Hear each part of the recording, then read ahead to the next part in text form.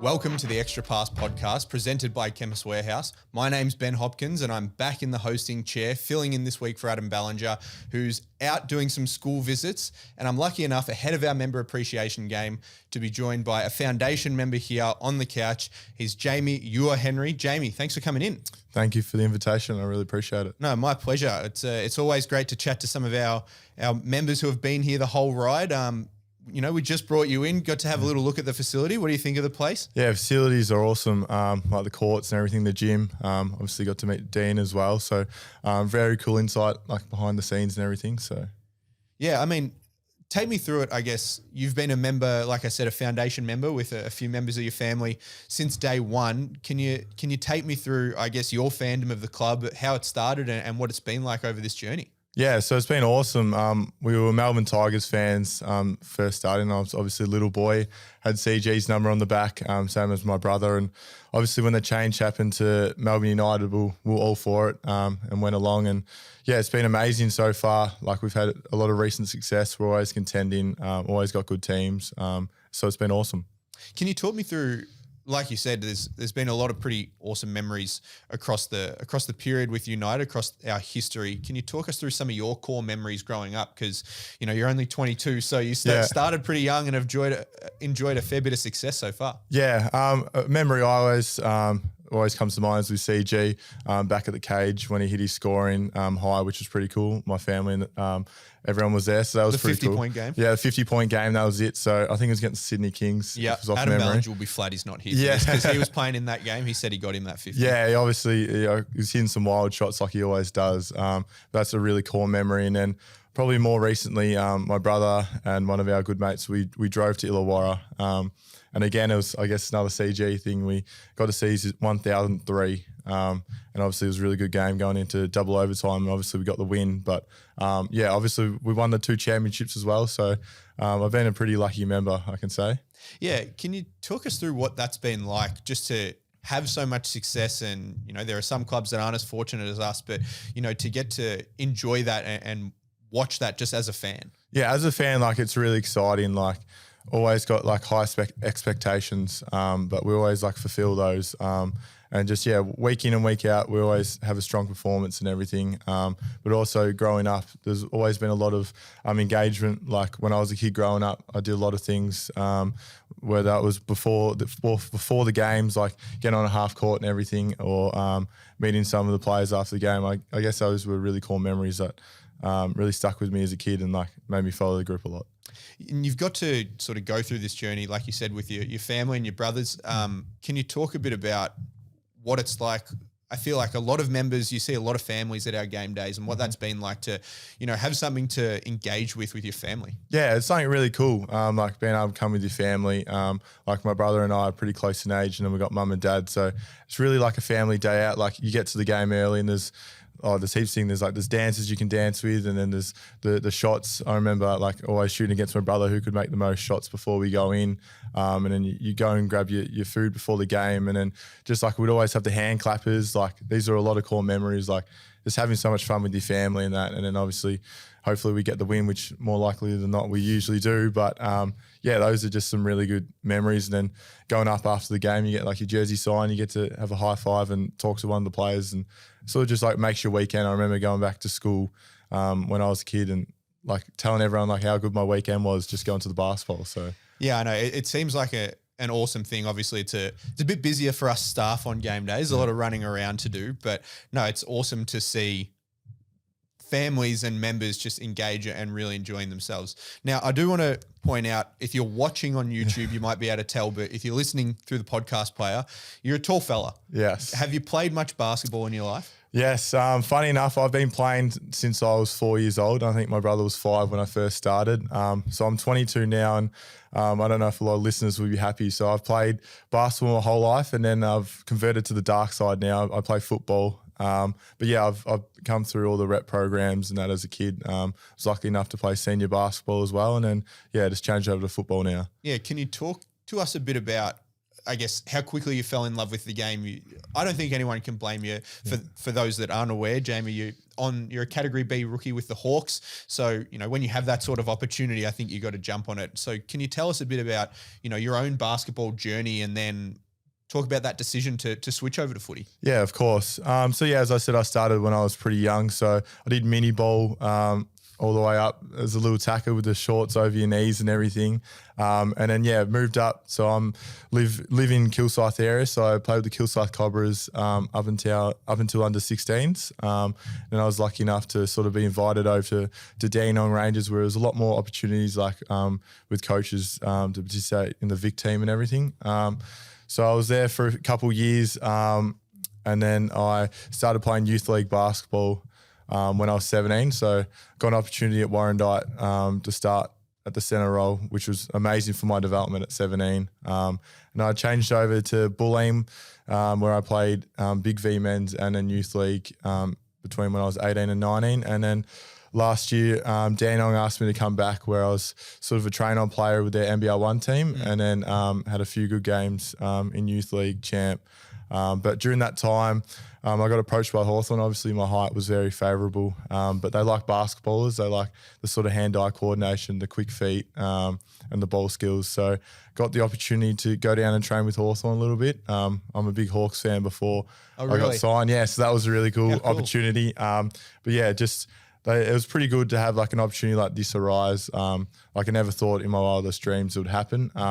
But they, sort of gave me a few tasks and opportunities to see if I could get through those.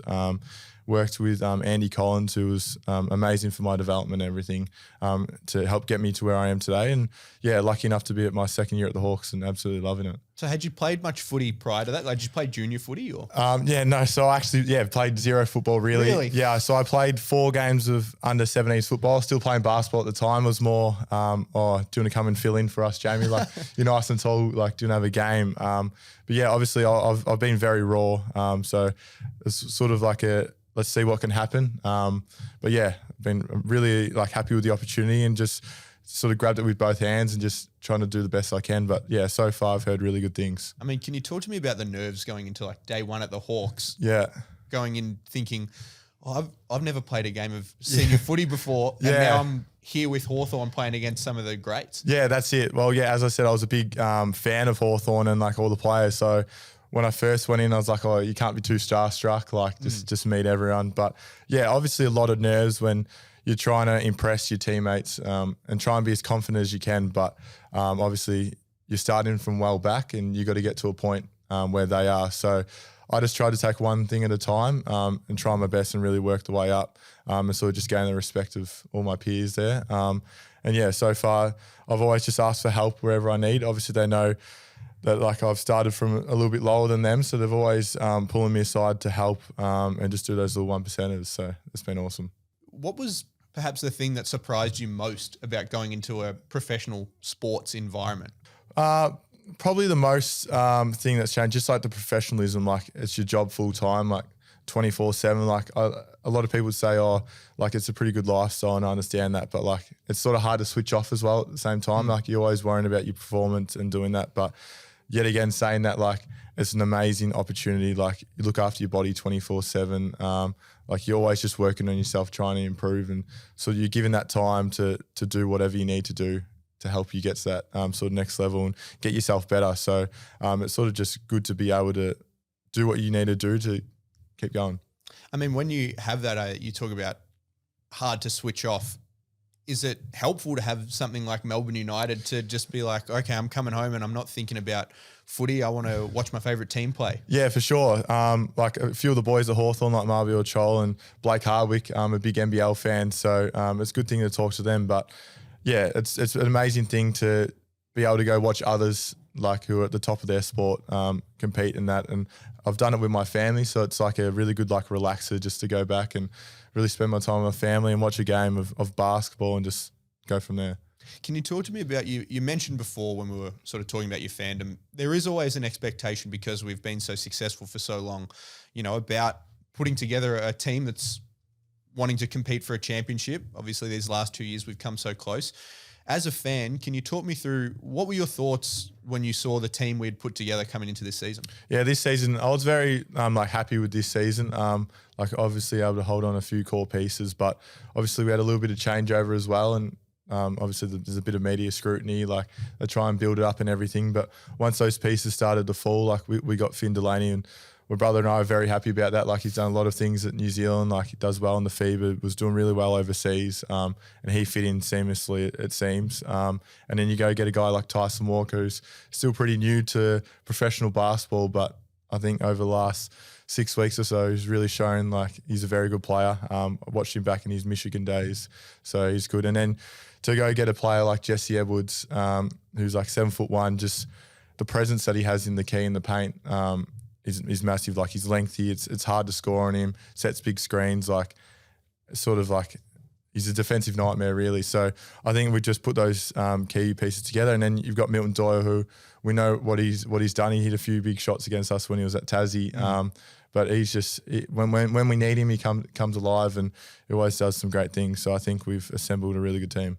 And look, you're a passionate fan. I'd be remiss if we didn't mention our most recent game, Throwdown 30. You were there, Section 62, cheering on with all of our fans in the away Throwdown. Can you talk to me a bit about that experience and what it was like, especially in that third quarter when we really sort of turned the tables? Yeah, I think personally feel like the whole game, it was so loud there. Like I honestly felt in that section like it was our home game. Like as soon as it got thrown to, is there any Melbourne United fans or anything, I think we're the loudest ever. But I think just a lot of confidence. I think we've obviously won a fair few of the throwdowns. I think we've won 23 or so out of the 30. 21 and 9. 21 and 9, yeah. So just like the confidence, but it's so good to have all the fans there. Like it's not our home game, but you see Melbourne United supporters all try and pack it out and really get behind the boys. So just being in that little section, it's really cool. Yeah, awesome, Jamie. Well, we're going to throw to a quick break, hear from our sponsors at Chemist Warehouse, and find out a bit more about you after that.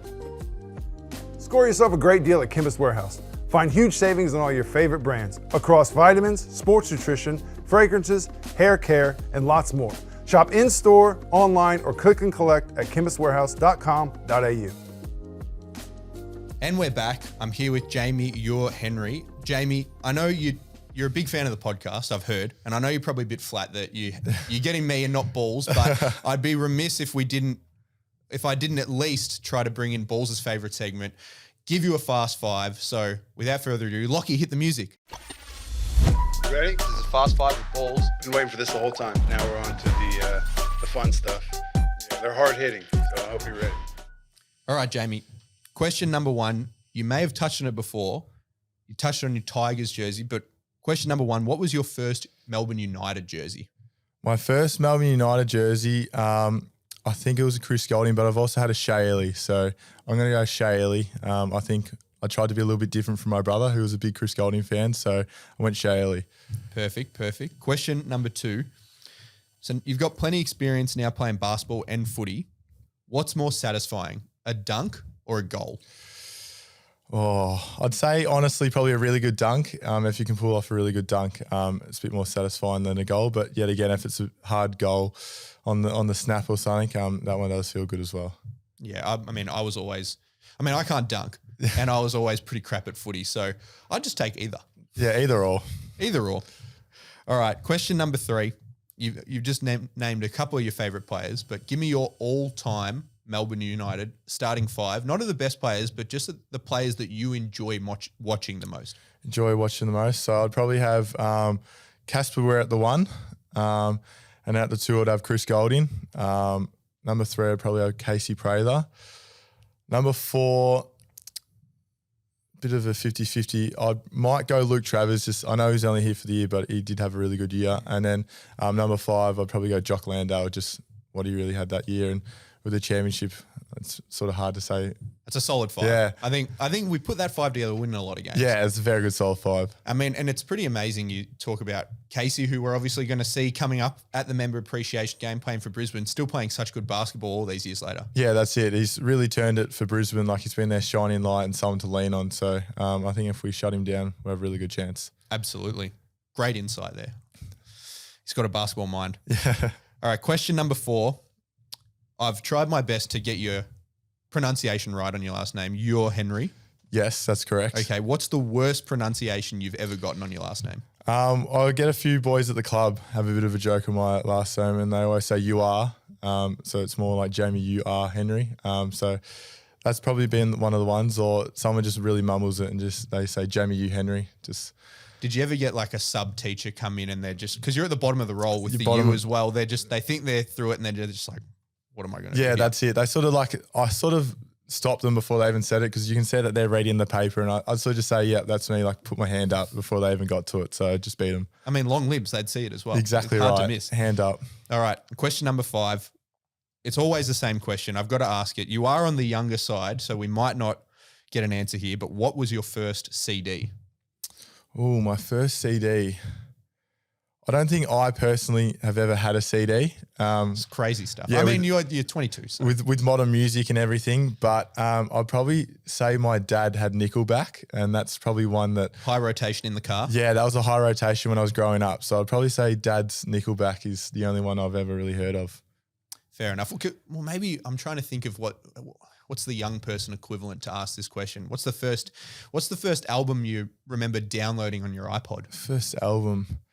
I honestly think it was like Justin Bieber, or it could have been like a Jason Derulo sort of thing on the iPod. Just listening to that. So whatever was sort of popular at the time. Something to really get you hyped before a big basketball game. Yeah, that's it. I seem to do the job, but it may be a little bit different now. Absolutely. Well, I think that's a great Fast 5. And now I'll turn our eyes towards Saturday. It's the member appreciation game. We go for win number 11. Take us through your thoughts on the game. We touched on Casey a bit before. He's a real barometer for that team. But what have you been liking seeing throughout the team? What did you like that you saw last Saturday? And I guess from a fan perspective, what are you hoping to see this Saturday? Yeah, hopefully. Just want to see us play real aggressive again, like move the ball. I think when we're in transition that we play really well. And then when Jesse sets some good screens and we get Chris open, get those guys moving, it's going to be really good for us. And on the back end of that, just playing really good defense, just get in front of everyone. And then, yeah, with Brisbane, I think we just got to stop Casey and then Tyrell Harrison as well. I think they're having some really good years, and they're probably the barometer of the team. So I think if we stop those guys and don't let them get going, especially Casey, I think we're in for a good game. Yeah, I think we haven't seen their new import, Dakota Mathias, yet. Yeah. He's a shooter. He can shoot. Yeah, so we can't let him get a lot of space there. Yeah, he's hit a lot of threes in the G League.